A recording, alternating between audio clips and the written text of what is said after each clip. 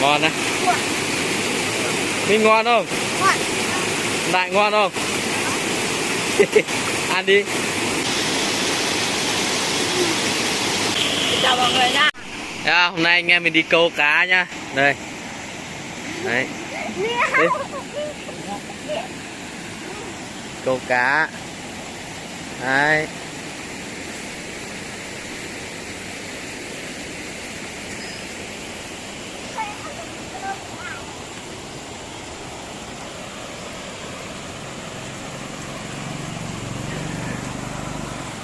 Hay đút nè.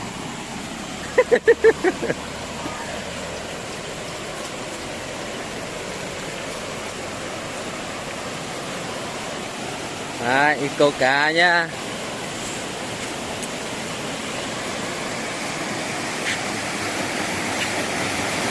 Đấy, câu cá này.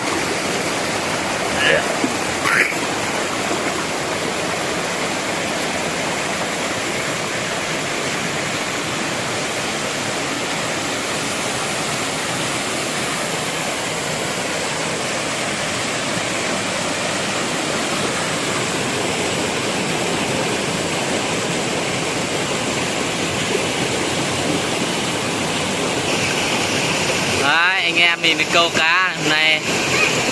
Đấy. Ui, cái giật đã. Ôi ôi, nhiều con rồi. Nhiều con rồi. Đấy. Rồi, lại câu tiếp này.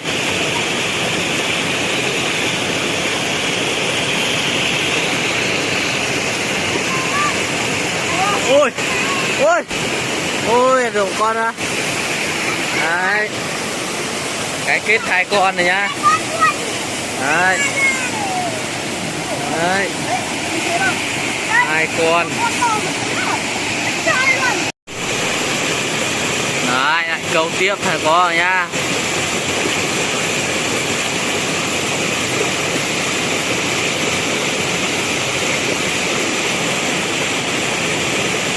Cho sâu một tí đi. Đấy, chỗ này rất nhiều cá nhá. Đấy, xem cái kết rồi có được không. Đấy.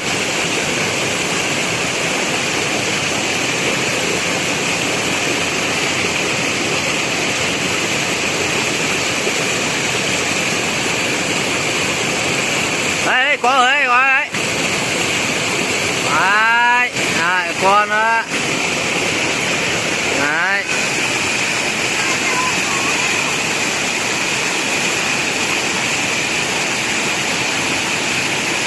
Đấy.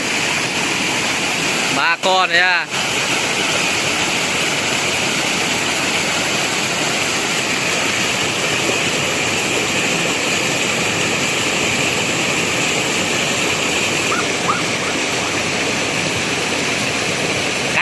Cắn rồi. Ôi. Ôi. Ôi. Ôi. À, con này cá rô nhá. Ôi.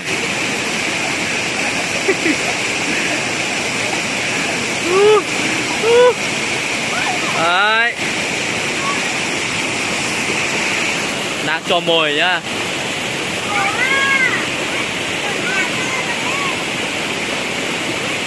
Cho mồi á.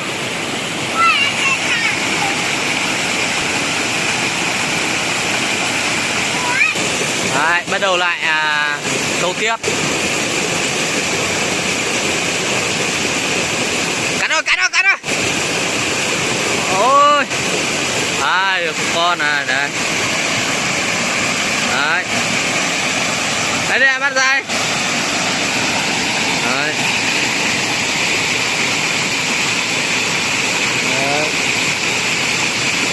4-5 con này nha. Rất nhiều cá luôn.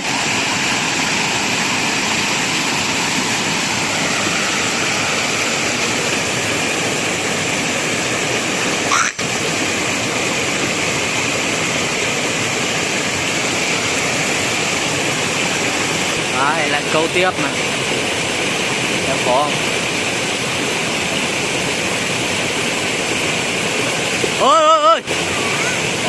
Ôi, lại một con nữa. Lại một con cá rô rồi nhá. Đấy. Ăn ra đi.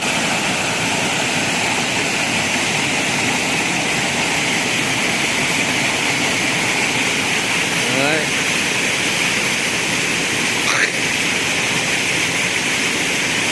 Câu tiếp. Ăn ơi. Lại một con nữa đây. Đấy. Đấy. Đấy. Đấy. Ui, cẩn thận nhá, cho vào đây, cho vào.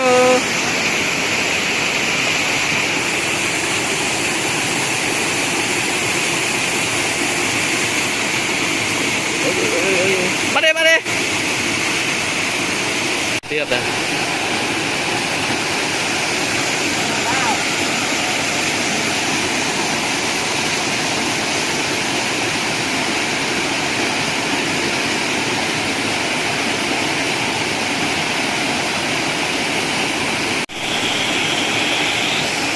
Chắc có.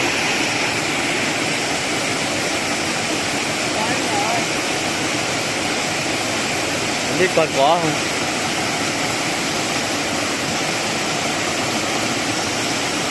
Ôi không có, anh em mình về làm ăn đi. Rồi anh em mình về làm ăn nhá. 4, 5, 6 con này. Đấy.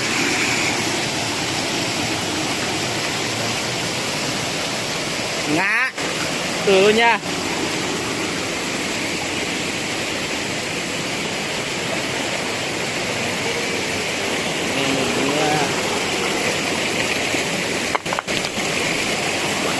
Nướng ăn đây.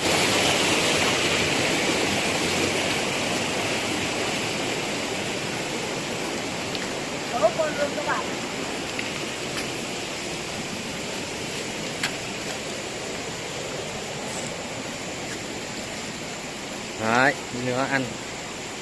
Đấy, cái kết. Đây, lấy mấy cái củi này này. Nướng.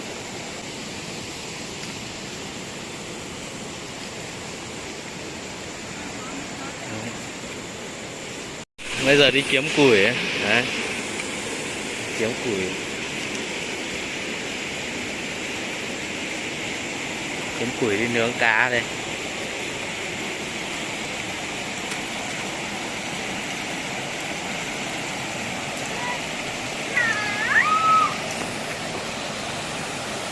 Bên kia có nhiều à? Đấy.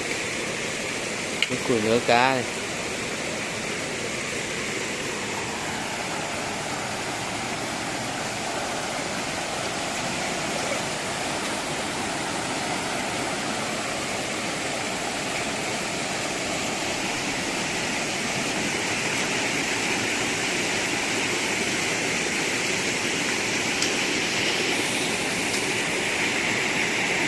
Đấy. Cái này cá rất nhiều nhá.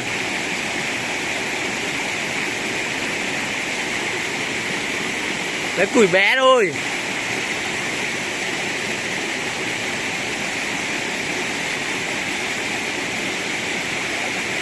Lấy nhiều à?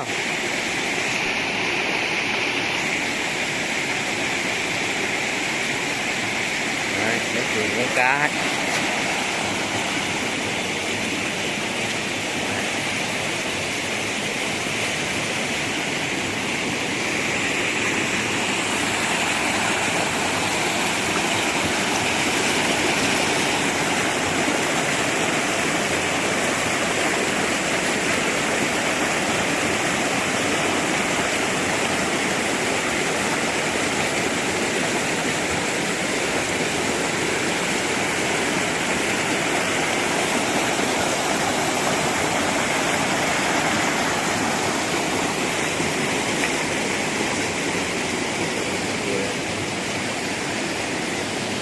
Ôi, quên bật lửa rồi. Cái nhỏ này cũng đi này. Cái nhỏ này cũng đi lấy củi này. Đấy. Củi nướng cá. Đây nữa.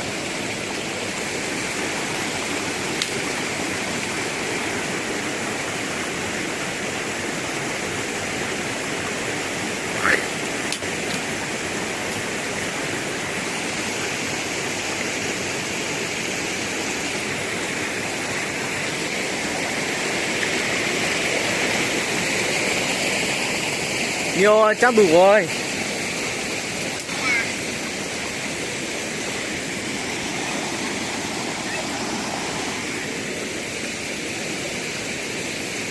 Thôi cái đấy dài quá, không lấy nữa, đủ rồi, đủ rồi.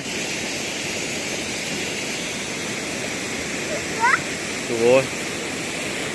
Từ đi thanh nhá. Đấy. Đủ rồi, đủ củ rồi, nhiều rồi. Đi lấy bật lửa đấy.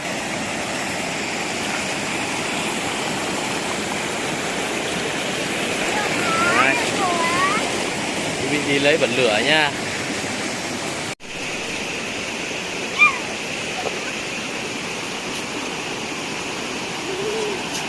Giờ đang nhóm lửa nha.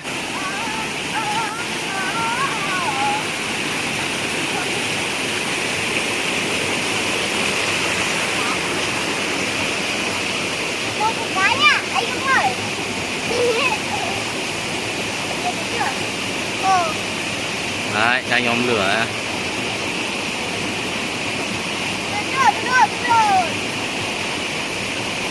Đang nhóm lửa nha.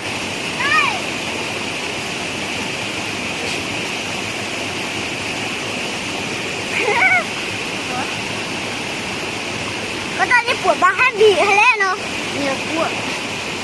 Đấy, tắt rồi. Gió to quá. Gió to quá.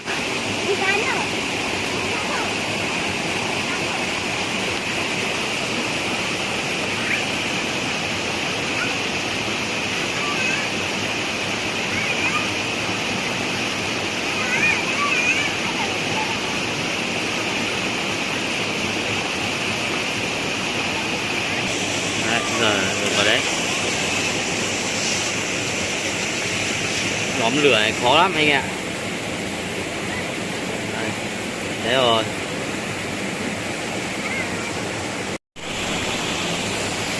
Đấy, lửa cháy đấy.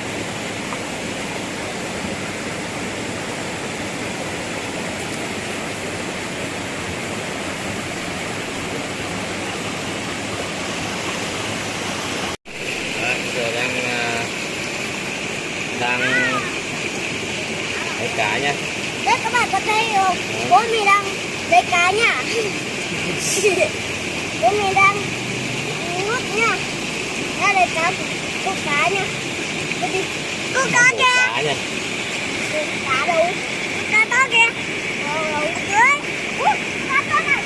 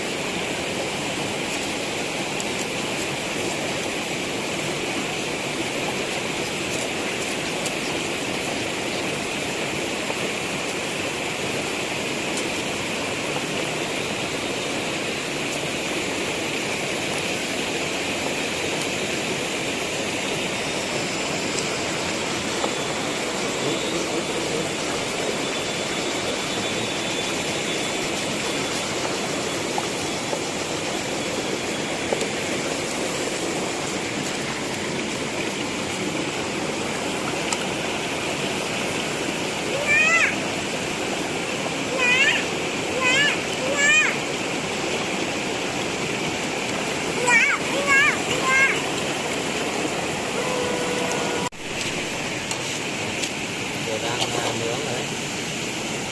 Mặt kẹp. Chuẩn bị nướng các bạn.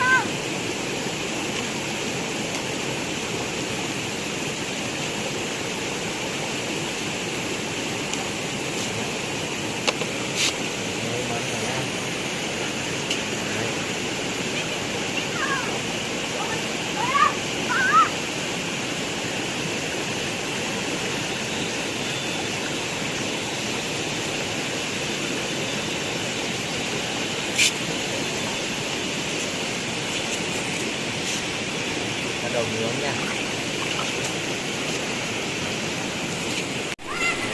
Rồi nướng.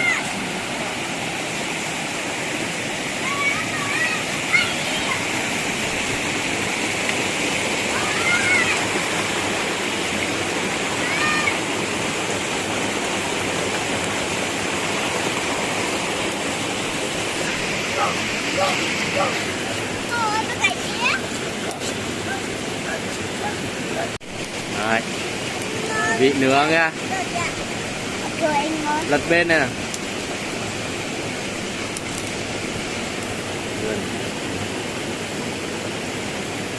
Bữa nay mình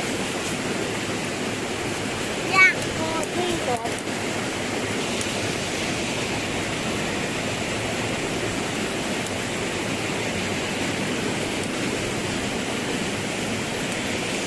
Đấy.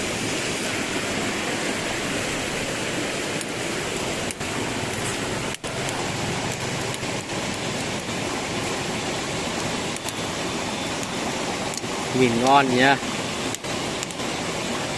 Đấy, ăn nướng nha.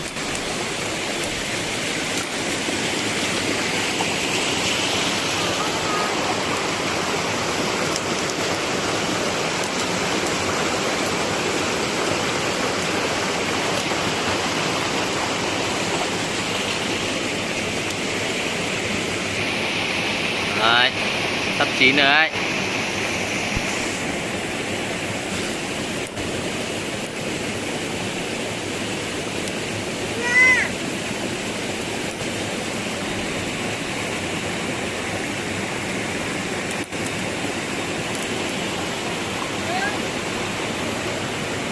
Đấy.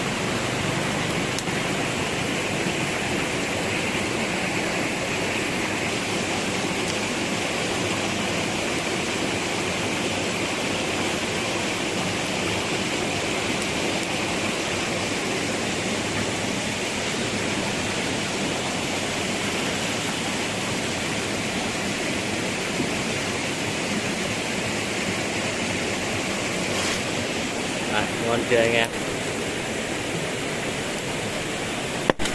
Ôi dồi. Đồ to ấy.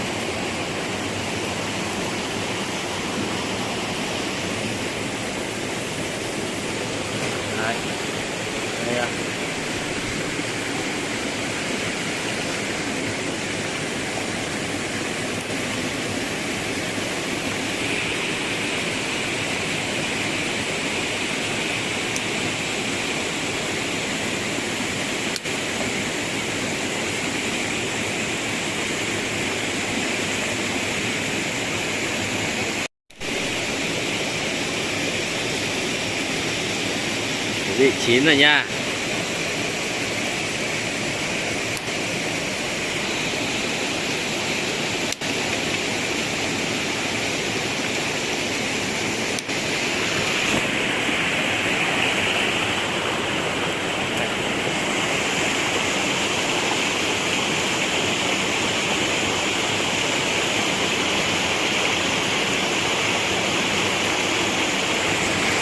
Đang đợi ăn cá đấy anh em ơi.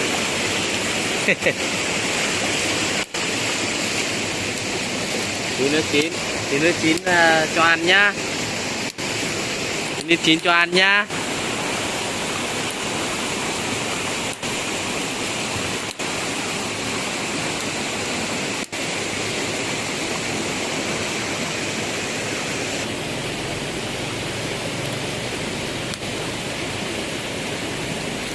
Ôi gần chín rồi đấy.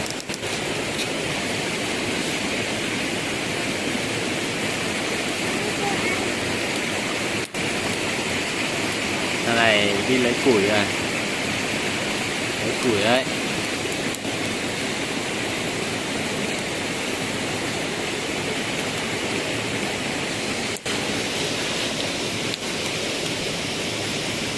Ngon nha. Đấy.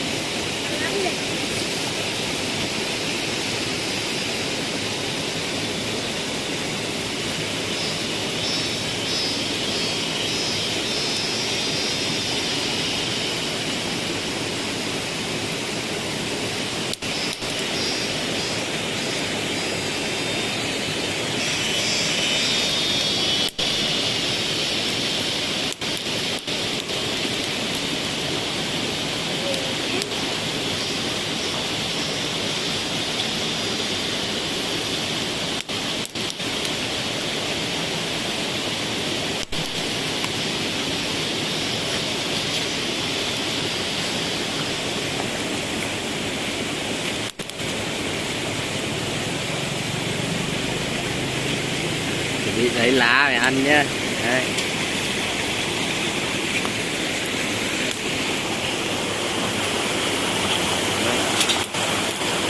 Lá.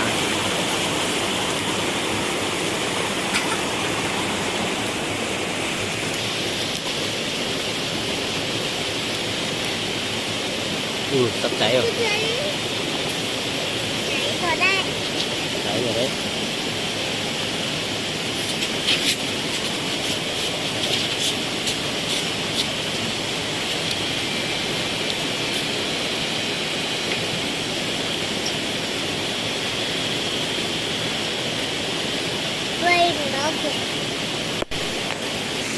Anh em ơi, mình đang nướng con cá nha. Đang nướng con cá. Đang nướng con cá nha. Đấy, các bạn thấy không? Đang nướng con cá. Đang nướng con cá đang chưa chín nha anh em ơi. Nha. Bây giờ mình đang nướng nha. Ok. Vẫn chưa chín nha anh em ơi. Vẫn chưa chín mà anh em ơi. Vẫn chưa chín nha anh em ơi. Chưa chín nha. Hello. Hello tầm 10. Hello tầm 10 mọi người nha.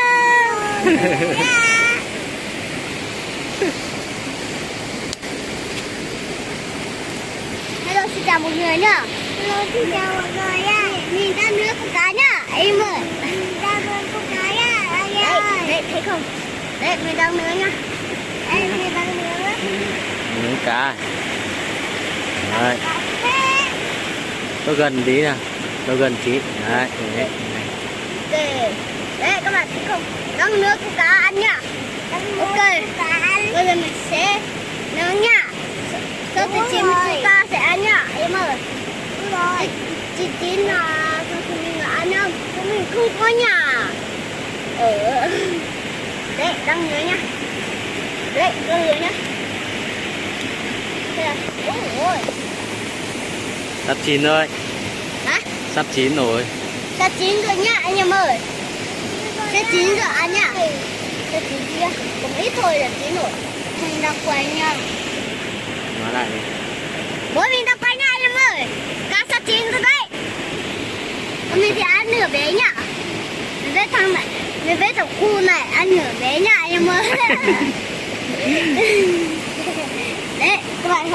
hello mọi người nhá. Ôi.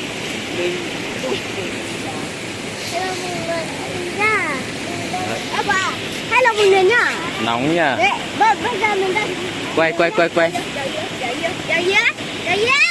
Giờ gì cái này lên như tổ hả?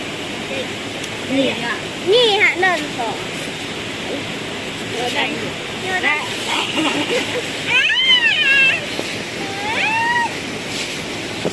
Rồi chín đấy. Chín rồi. Ui. Anh ơi. Đã chín rồi đấy. Nóng Đại ơi. Ôi trời ơi. Chín rồi anh em mình chuẩn bị ăn nha. Ý này nha.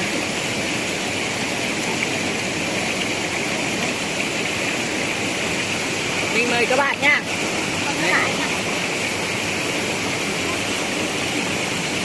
Ngon. Ngon không? Ngon lắm. Đã ăn cẩn thận nha, xương nha. Đấy, anh em đang ăn cá nha.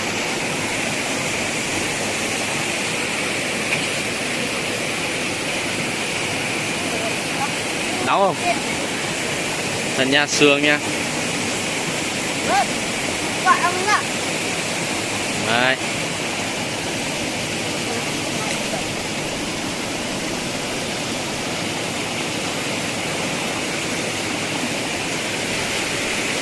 Đang ăn cá nha. Ngon không? Ngon. Ngon đấy. Mình ngon không? Gọi. Đại ngon không? Ăn đi. Xương nha, ăn cẩn thận nha.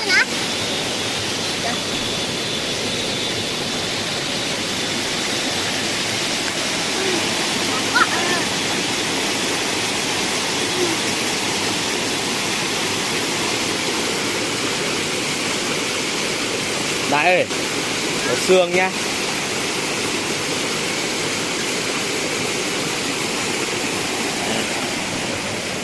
Đây vàng hết rồi nha. Đấy. Đấy.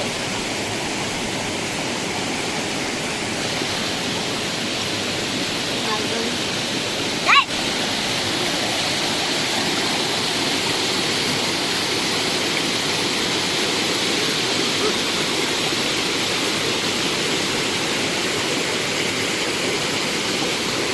Có khoan à?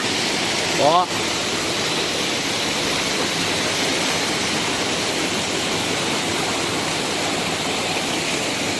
Đấy, ngon chưa? Quá.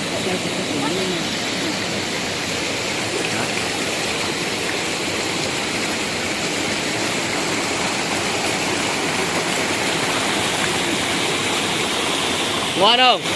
Ngon.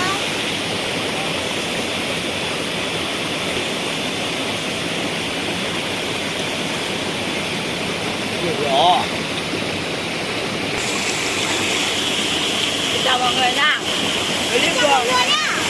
mình cái đây là hết rồi nha.